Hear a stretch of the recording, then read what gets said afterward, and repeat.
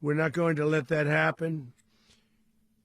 We're there now, and what people don't understand, but they understand as I say this, we're there now, but we're going to stay until such time as the proper transition can take place. So we're going to stay until such time as we're going to run it, essentially, until such time as a proper transition can take place.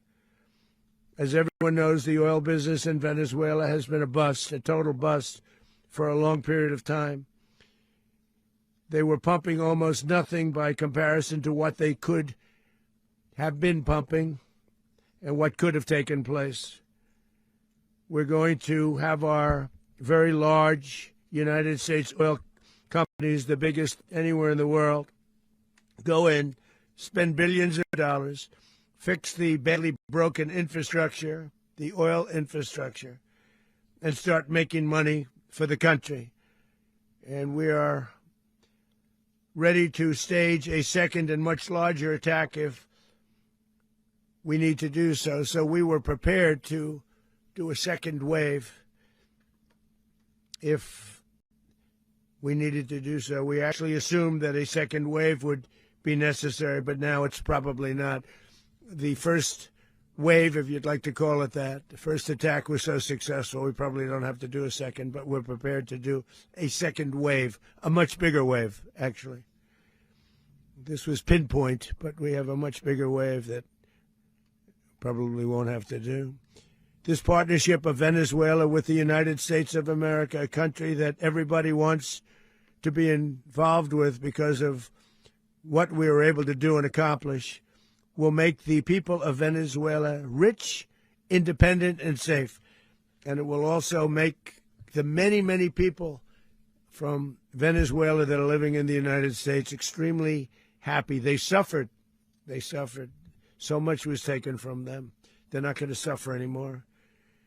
The illegitimate dictator Maduro was the kingpin of a vast criminal network responsible for trafficking colossal amounts of deadly and illicit drugs into the United States. As alleged in the indictment, he personally oversaw the vicious cartel known as Cartel de las Solas, which flooded our nation with lethal poison, responsible for the deaths of countless Americans, the many, many Americans. Hundreds of thousands over the years of Americans died because of him. Maduro and his wife will soon face the full might of American justice and stand trial on American soil. Right now, they're on a ship. They'll be heading to, ultimately, New York, and then a decision will be made, I assume, between New York and Miami or Florida.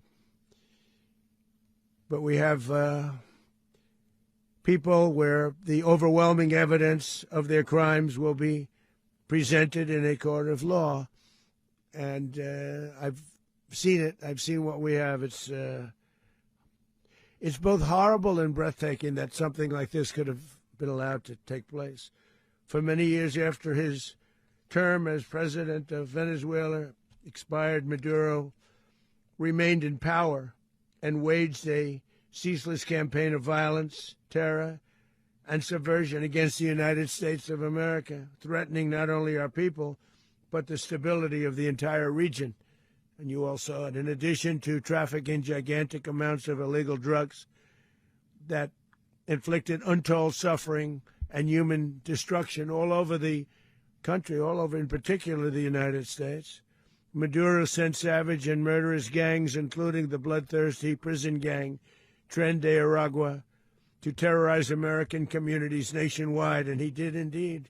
They were in Colorado. They took over apartment complexes. They cut the fingers off people if they called police. They were brutal, but they're not so brutal now. And I just have to congratulate our military, Pete and everybody, and our National Guard, because the job that they've done, whether it's in Washington, D.C., where we have a totally safe city, where it was one of the most unsafe cities anywhere in the world, frankly, and now we have no crime in Washington, D.C. We haven't had a killing. We had the terrorist attack a few weeks ago. A little bit of a different kind of a a threat. But we haven't had a killing in a long period of time, 6-7 months. We used to have two, on average, 2 a week in Washington, our capital. We don't have that anymore. The restaurants are opening. Everyone's happy. They're walking their daughters. They're walking their children, their wives. They walk to restaurants. Restaurants are opening all over Washington, D.C. So I want to thank the National Guard. I want to thank our military. And I want to thank law enforcement. It's been amazing. And they should do it with more cities. We're doing it, as you know, and we're doing it in Memphis, Tennessee right now, and crime is down. We've just sort of started a few weeks ago, but crime is down now 77%. And the governor of Louisiana called, great person, and he wanted us to help him, as you know, in a certain very nice part of Louisiana. And we have done that. And it was a rough section, and we have crime down. I understand it's down to almost nothing already after 2.5 weeks. New Orleans, it's down to almost nothing, and we've only been there for 2.5 weeks. Can't imagine why governors wouldn't want us to help. We also helped, as you know, in Chicago, and crime went down a little bit there. We did a very small help because we had no working ability with the governor. The governor was a disaster, and the mayor was a disaster. But it knocked down crime. But we're pulling out of there. When they need us, we'll know. You'll know. You'll be writing about it. And likewise, Los Angeles, where we saved Los Angeles early on, where the head of the police department made a statement that if the federal government didn't come in, we would have lost Los Angeles. That's long after the fires. That's when they had the riots in Los Angeles. We did a great job. Got no credit for it whatsoever, but that's okay. It doesn't matter. We don't need the credit. But we'll be pulling out when they need us. They'll call, or we'll go back if we have to. We'll go back. But we did a great job in various cities. But the place that we're very proud of is Washington, D.C., because it's our nation's capital. We took it from being a crime-ridden mess to being one of the safest cities in the country. But the gangs that they sent raped, tortured, and murdered American women and children. They were in all of the cities I mentioned, Tren de Aragua. And they were sent by Maduro to terrorize our people, and now Maduro will never again be able to threaten an American citizen or anybody from Venezuela. There will no longer be threats. For years I've highlighted the stories of those innocent Americans whose lives were so heartlessly robbed by this Venezuelan terrorist organization. Really one of the worst. One of the worst, they say the worst. Americans like 12-year-old Jocelyn Nungary from Houston. Beautiful Jocelyn Nungary, what happened to her? They, as you know, they kidnapped, assaulted, and murdered by Tren de Aragua animals. They murdered Jocelyn and left her dead under the bridge. There was a bridge that will never be the same to so many people after seeing what happened. As I've said many times, the Maduro regime emptied out their prisons, sent their worst and most violent monsters into the United States to steal American lives. And they came from mental institutions and insane asylums. They came from prisons and jails. The reason I say both, they sound similar. Actually, prisons a little bit more hostile, a little bit tougher. A mental institution isn't as tough as an insane asylum, but we got them both. They sent from their mental institutions. They sent from their jails, prisons. They were drug dealers.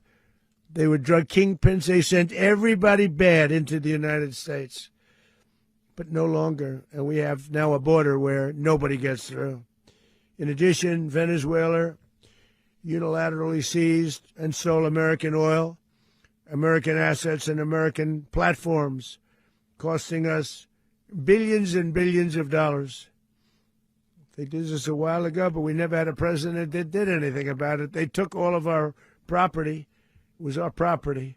We built it. And we never had a president that decided to do anything about it. Instead, they fought wars that were 10,000 miles away. We built Venezuela oil industry with American talent, drive, and skill, and the socialist regime stole it from us during those previous administrations, and they stole it through force. Subscribe, share, like, and comment. Subscribe, share, like, and comment. Subscribe, share, like, and comment. Subscribe, share, like, and comment. Subscribe, share, like, and comment.